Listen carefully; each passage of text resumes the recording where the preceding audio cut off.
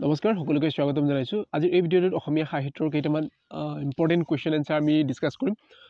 grade 3 আৰু grade 4 কাৰণে important হ'ব পাৰে তো প্ৰথম প্ৰশ্নটো হৈছে শ্ৰীমন্ত শংকৰদেৱৰ বিৰচিত প্ৰধান পুথিখনৰ নাম কি বা পুথিখন কি ইয়াত আমাৰ অপচন দিয়া আছে দশম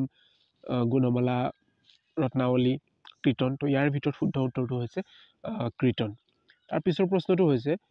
অসমীয়া গদ্য সাহিত্যৰ জনক বুলি কাক কোৱা হয় এটা আমাৰ অপচন আছে শ্ৰীমন্ত শংকৰদেৱক ৰাম সৰস্বতীক শ্ৰী মাধৱদেৱক ভট্টদেৱক ইয়াৰ শুদ্ধ উত্তৰটো হৈছে ভট্টদেৱক গদ্য সাহিত্যৰ অসমীয়া গদ্য সাহিত্যৰ জনক বুলি কোৱা হয় তাৰ পিছৰ প্ৰশ্নটো হৈছে কেইখনমান আমাক ইয়াত গ্ৰন্থৰ নাম দিছে বৈদেশিক বিয়োগ কুকুৰীকণা আঠমঙলা তাৰ পিছত নিবুকা ৰজা টেঙৰ ভেঙৰ তাৰ পিছত অচিন কাঠৰ থোৰা টেঙৰী আইতা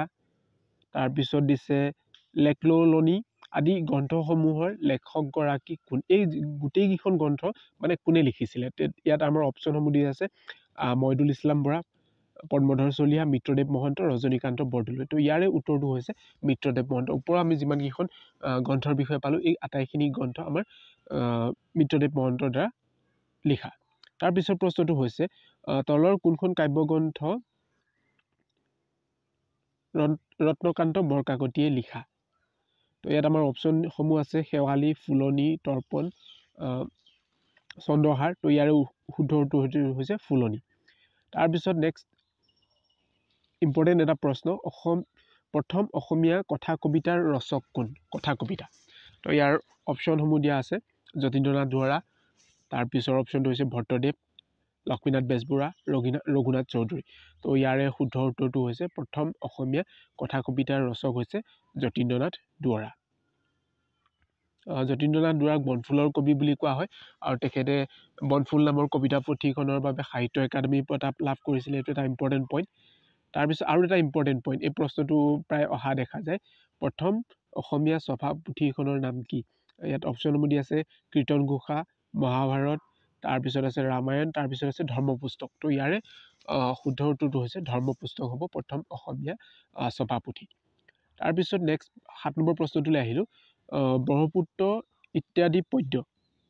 গ্ৰন্থৰ বাবে সাহিত্য একাডেমী বঁটা লাভ কৰা সাহিত্যিকগৰাকী কোন মানে এই যিখন গ্ৰন্থ লিখিছিলে এই যি গ্ৰন্থ ব্ৰহ্মপুত্ৰ ইত্যাদি পদ্য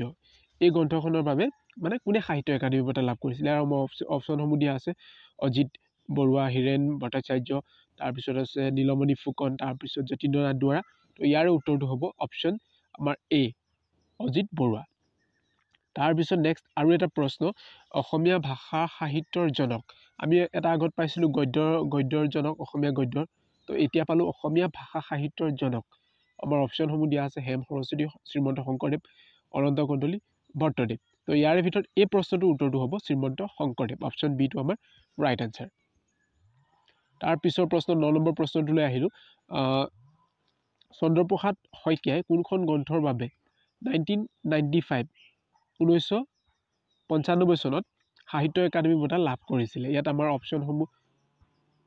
দিছে তোৰে মোৰে আলোকৰে যাত্ৰা তাৰপিছত অন্তৰংগ আছে তাৰপিছত নাচপতি ফুল আৰু মহাৰথী তো ইয়াৰে শুদ্ধ উত্তৰটো হৈছে মহাৰথী গ্ৰন্থৰ বাবে তেওঁ সাহিত্য একাডেমী বঁটা লাভ কৰিছিলে ইয়েৰটো মনত ৰাখিব 1995 তাৰপিছত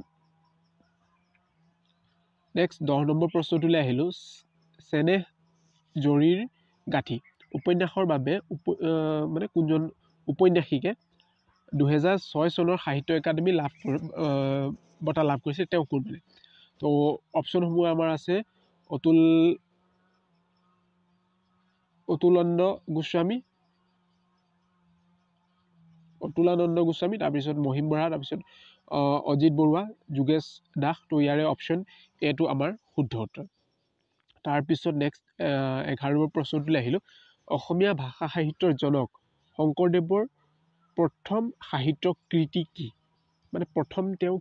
কি লিখিছিলে কোনখন গ্ৰন্থ লিখিছিলে ইয়াত আমাৰ অপচনসমূহ দিয়া আছে কীৰ্তন হৰিচন্দ্ৰ উপাখ্যান কেলিগোপাল দশম তো ইয়াৰে শুদ্ধ উত্তৰটো হ'ব হৰিচন্দ্ৰ উপাখ্যান তাৰপিছত নেক্সট 12 নম্বৰ প্ৰশ্নটো আহিলোঁ তলৰ কোনখন গ্ৰন্থ সাহিত্যিক ৰংবং তেৰাঙৰ ৰচিত নহয় বুলি সুধিছে দেই হয় নহয়টো সুধিছে তো ইয়াত আমাৰ অপশ্যনসমূহ দিয়া আছে তো এই গোটেইকেইটা অপশ্যনৰ ভিতৰত অপশ্যন বি যিটো অপশ্যন আছে সেই অপশ্যনটো আমাৰ শুদ্ধ উত্তৰ হ'ব মিক চিজিলি এখন ৰংবং তেৰাঙৰ দ্বাৰা লিখিত উপন্যাস নহয় তাৰপিছত 13 নম্বৰ প্ৰশ্নটোলৈ আহিলোঁ সাহিত্যিক ৰংবং তেৰাঙে তলৰ কোনখন গ্ৰন্থৰ বাবে বিভিন্ন বঁটা বুটলিবলৈ সক্ষম হৈছিলে তো ইয়াত আমাৰ অপশ্যনসমূহ দিয়া আছে বনফুৰিঙৰ গীত তাৰপিছত এইটো বংমিলিৰ নহয় দেই এইটো টাইপিঙত ভুল হৈ গ'ল এইটো ৰংমিলিৰ হাঁহি তাৰপিছত স্মৃতি পাপুৰি নীলা অৰ্কিড তো ইয়াৰে ভিতৰত আমাৰ যিটো অপশ্যন বি ৰংমিলিৰ হাঁহি এই গ্ৰন্থখনৰ বাবে তেওঁ বঁটা লাভ কৰিবলৈ সক্ষম হৈছিলে এইটো বংমিলি নহয় ৰংমিলি আপোনালোকে কাৰেকশ্যন কৰি ল'ব এইটো ৰ হয় তো আজিৰ ভিডিঅ'টোত ইমানখিনি আছিলে ভিডিঅ'টো যদি ভাল লাগিলে লাইক কৰক শ্বেয়াৰ কৰক আৰু এনেকুৱা ধৰণৰ এক্সাম ৰিলেটেড কুৱেশ্যনসমূহ পাই থাকিবৰ কাৰণে চেনেলটো ছাবস্ক্ৰাইব কৰি লওক ধন্যবাদ